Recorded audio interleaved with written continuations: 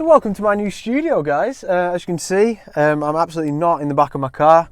Two of my photographs up on the wall. Got it all set up, nice sound system. I'm in the back of my car. There's no two ways about it.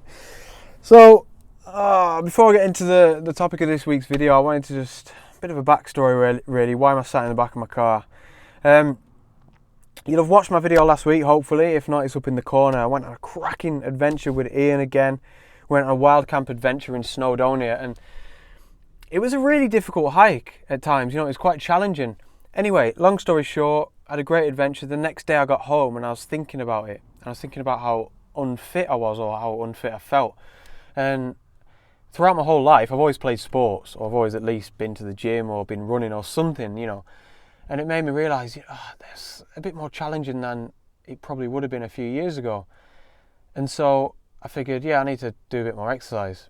Again, long story short, next day I went on a run, and it was about 7 or 8 kilometres, a little bit longer than I probably should have done. Anyway, next day, woke up and my foot was killing me, and it was really frustrating because I hadn't gone over on my ankle, I hadn't broken anything, there was nothing clear to me to why it was hurting. So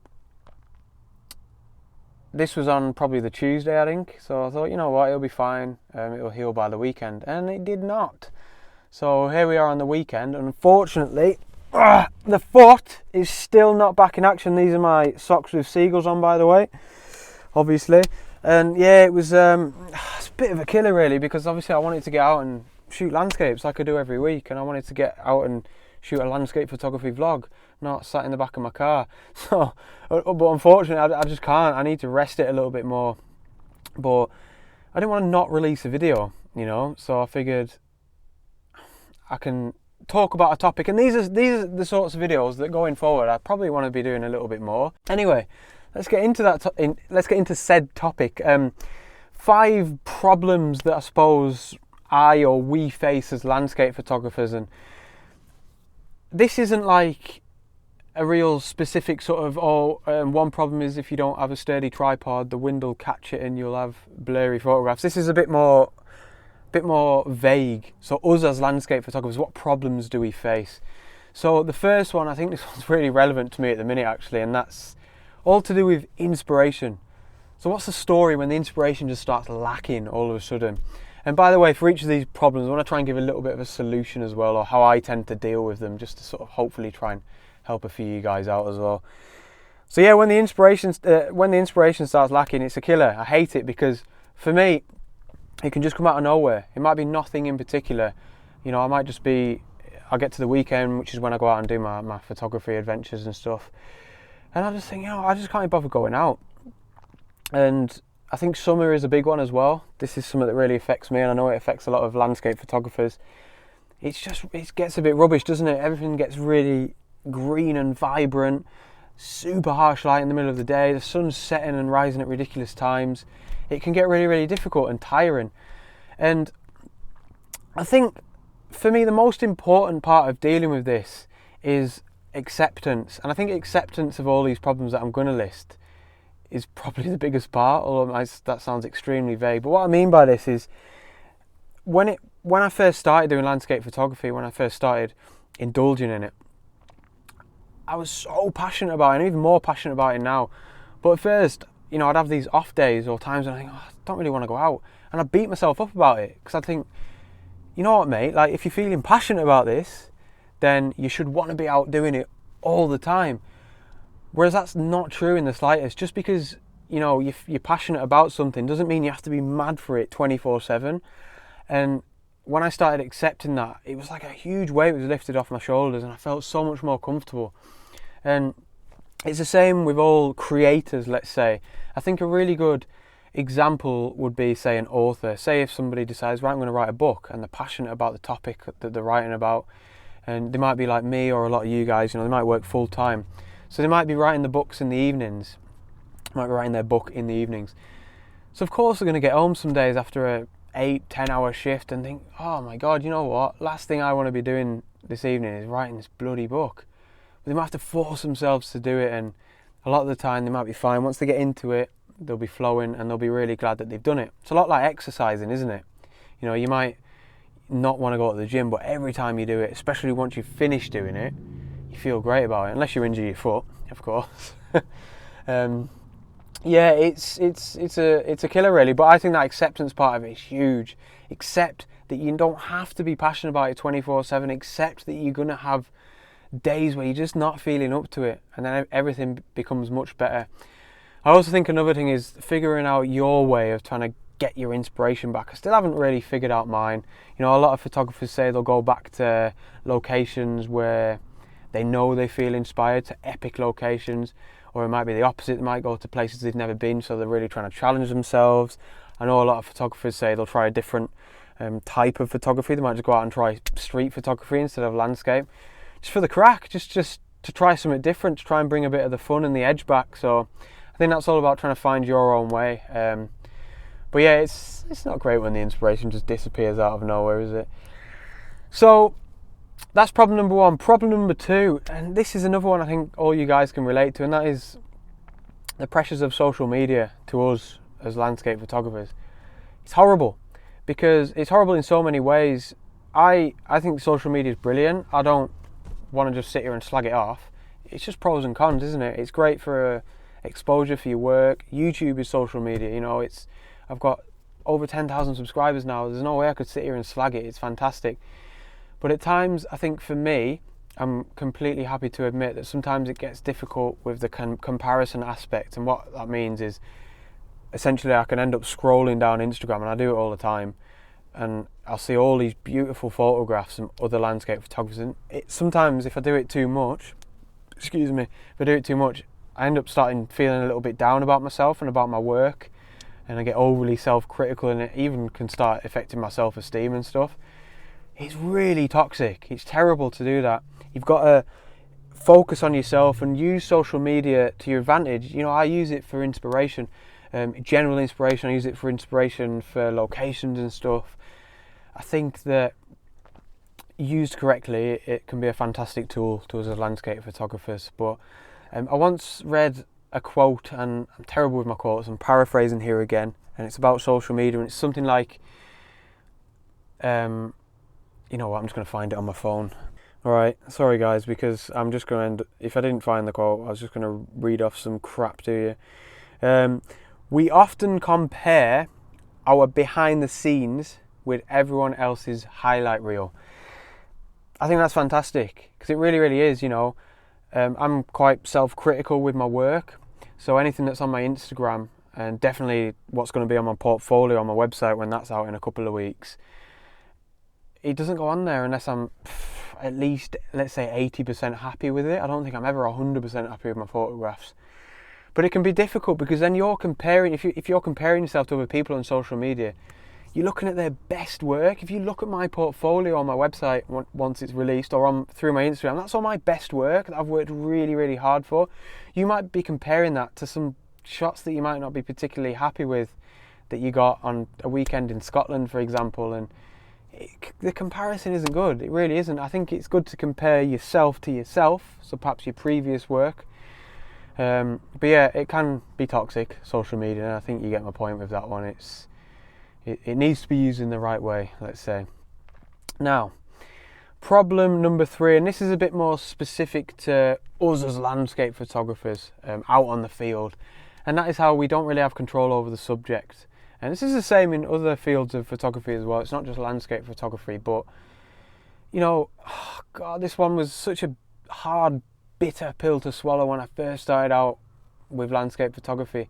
How you could drive for 2 hours on a good weather forecast, and you get there for the sunset and the weather forecast lied to you, and it's just crap. It's overcast and dull and dreary, and, you know, you have these, you had these expectations of what everything was going to look like, and it's just terrible, and it can really get you down. It really, really can. But you don't have any control over the elements, the weather, and sometimes even the subjects. But for me, I think that's the exciting part of landscape photography, because if you did have control over it, this is why, you know, I don't want to sit here and slag off portraiture photography. It really, really isn't what I'm trying to do. It's more difficult. Portraiture photography, in my opinion, is more difficult than landscape photography. So please, I'm not trying to slag it off, but I would get bored of portraiture photography because I'm pretty much in control of everything, if that makes sense. Whereas if I'm out shooting a sunset, I don't know what's going to happen, and that's what excites me, because I can keep going out. I can keep going out to the same places. I can go to places, to locations that are really popular, like both of these photographs. But it's never going to be the same photograph. It's never really going to be the same composition, and that's what excites me. Whereas if the expectations were always met, it'd be boring, wouldn't it? And expectations is a good one as well, because it's like an expectations versus reality. And I'll go back to this photograph. I think I spoke about it a little bit when I actually filmed the vlog where I got this photograph. And I went to Trefan, which is this beautiful triangular shaped mountain in the background. I don't even know if you can see that, by the way. And I had this idea in my head that it was going to be a beautiful burning sunset over it. I was going to find this gorgeous foreground with a stream in a tree. And everything came together except from the sky, because obviously I didn't have any control over that, did I? But my advice here would be just to work with what you've got. And, you know, if you're into your landscape photography, chances are you're into being outside in the outdoors as well. So remember to just enjoy your surroundings as well. And also remember, you can go back. You know, it's not the end of the world. You can go back 9 times out of 10, unless you're on the other side of the world. You can go back somewhere, so you can just treat it as a little bit of a scouting mission. And, you know, you've actually physically been to the location, which is worth its weight in gold. It's much better than endlessly looking at photographs on the internet. But yeah, that's definitely another difficult one. Expectations versus reality, or not being in control of the subject. So problem number 4, and again this is quite specific to landscape photography as well, which is brilliant, and that is, I'm sure you guys can relate with this one. I don't know how to word it. Not being able to turn the physical beauty into a photograph, if that makes sense. So many times I'm out on location, let's say I'm on a hike, and it is just stunning. You know how it feels. You're looking around, you might be on a mountaintop, 360 degree views, beautiful, gorgeous golden light. You just can't get it into a bloody photograph, and it's so annoying, because you're like looking at it and you're thinking, what is wrong with me? Like, this is just so beautiful, and I can't even take a decent photograph of this scene. And again, it's something that can get you down, and you can end up getting a toxic mindset about it all. I think mindset's really important. I hope that's a bit of a theme with this video as well. How you can create a negative mindset around everything, and an illusion almost. But yeah, this is a difficult one, because I think it's really important as landscape photographers to be able to convey the emotion that you felt when you stood there. Again, I'm going to refer to my website, but it's only because I want to refer to my portfolio. I'm going to be releasing 5 photographs that I'm going to sell, and they're my 5 favourite photographs. That's the only reason I'm selling them. And I was looking at them the other day, and I realised why they're my 5 favourite photographs, and that's because they all bring back an emotion to me when I look at them.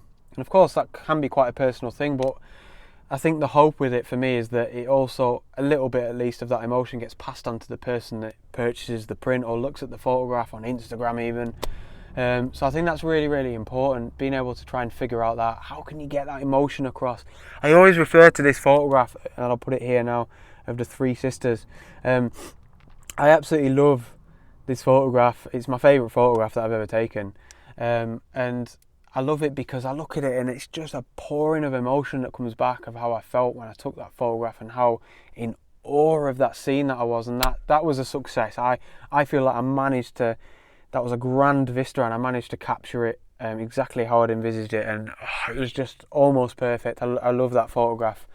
But yeah, I think it's important, you know, the storytelling aspect as landscape photographers, in order to try and turn that physical beauty into a photograph, so to speak. And I think advice-wise would just be, it sounds cliche, but it's true, it's just bloody practice. Practice, practice, practice. Composition is so important in order to try and tell the story as landscape photographers, and, you know, get that photograph, get the emotions across in that photograph.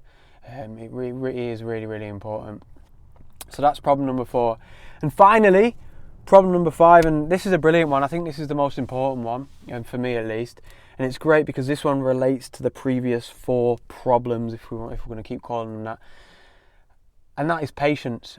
And this is a cliche. This is one that if you're watching these sorts of videos or reading articles about landscape photography and how to improve, this is one that will come up all the time. It's so important. And it's not even in just a sense of like, oh, you need to be patient because you're out trying to capture a sunset, you might need to wait a couple of hours for the best light. Of course, that's still relevant, but even in a general sense, patience is so important. Like, I know that in my generation, patience is terrible. Like, we just want everything now. I want it now. I want my favourite photograph. I want it now. I'm going to drive to that location. I want it. So then you leave and you don't get your photograph, and you feel like a failure. Again, it's like a toxic mindset, isn't it? It's like an illusion. You get home and you think, maybe this landscape photography isn't for me. This is terrible. I haven't managed to get the photograph. You end up feeling worthless about it, but it's not true. You need to be patient. And I think it was my second collaboration with Ian Worth, and we spoke about this I think I've mentioned this before, in relevance to woodland photography. What's one of the keys to woodland photography we were chatting about? And we both sort of said patience. How important is patience? You know, it might take years to get a photograph. You might get everything except from the conditions. You've got your composition. You might have your composition nailed for like 2 years, but you just haven't got them conditions. You might live in an area where you very rarely get fog. You might just never have had the time to go when the conditions are right. It might take 5 years before you get that photograph. And I think with woodland photography in particular, that's patience is massively important. If I look back to my video where I captured the bluebells, if you haven't seen it, I'll stick a link up here. I think it took me about 6 visits, and it's all documented within the video. How important patience was is just off the scale. Like, there's times, again, it comes back to the lack of inspiration problem. I just didn't want to be going back. I was dragging myself out. It's funny, isn't it, how all the problems sort of link together. But I had the patience to keep going and going and going, and I eventually got the photograph. And ironically, even then, the final image, I am well happy with the photograph. I'm so happy with it, but I'd have still liked a bit of fog and mist, if I'm being really, really picky and self-critical. But, that means the patience could be drawn out even longer. I might go back next year, next spring, when the bluebells come out again, and I might be able to get that photograph the same, but with a little bit of fog or something, Patience is massively, massively important. You need to be patient with yourself as well as a landscape photographer. Don't, be self-critical with your work, but don't overdo it. Don't beat yourself up. If you make mistakes, learn from them. It all sounds very cliche, but it's true. If you make mistakes, learn from them. Try not to make the same mistake next time you're out and all that. Patience is a big one. Anyway, that's it. That's the 5 problems, and I hope you enjoyed listening to me ramble in my new studio. It's not really my new studio, it's just a rubbish little joke. But yeah, I also hope that this has helped a couple of you guys out as well. This is something that would have been quite valuable to me when I was starting out. And yeah, all in all, thank you very much for watching. Hopefully the old foot gets better by next week. I'm sure it will. And yeah, hopefully I can get back out with my camera because I miss it terribly. Anyway, thank you so much for watching, and I shall see you guys next week on the next adventure. Out.